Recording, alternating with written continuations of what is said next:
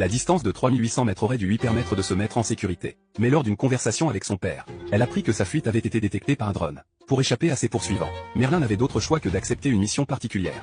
Elle fut envoyée dans une gorge isolée et reculée. Chaque jour était ennuyeux, elle passait son temps à contempler le ciel étoilé, perdue dans ses pensées, jusqu'à ce qu'elle fasse une découverte terrifiante. Une nuée de formes sombres remontait lentement du fond du canyon, atteignant déjà le bord. Sans hésiter, Merlin activa sa mitrailleuse. Ouvrant le feu sans discernement, elle repoussa rapidement les monstres qui tentaient d'escalader les parois du canyon. Alors que Merlin s'apprêtait à pousser un soupir de soulagement, une créature avait rampé discrètement jusqu'à elle. Contemplant son visage hideux, Merlin a décidé de sortir son pistolet et de tirer. À ce moment-là, Adam, de l'autre côté, a entendu le coup de feu. À travers sa lunette, il a repéré la situation à la position de Merlin. Voyant d'autres monstres grimper régulièrement en dessous, Merlin a rapidement tiré avec son pistolet. Adam a immédiatement apporté son soutien avec son fusil. Malheureusement, l'un des monstres a frappé. Une bombe suspendue lors de sa chute.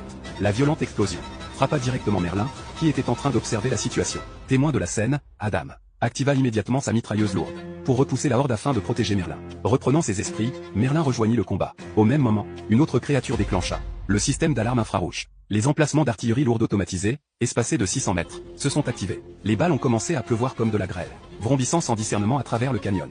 La bataille a fait rage jusqu'à l'aube. Lorsque les monstres attaquants ont finalement été repoussés, Merlin a soigné ses blessures avec difficulté, tandis qu'Adam, depuis sa position opposée, continuait à assurer sa couverture avec son fusil de sniper.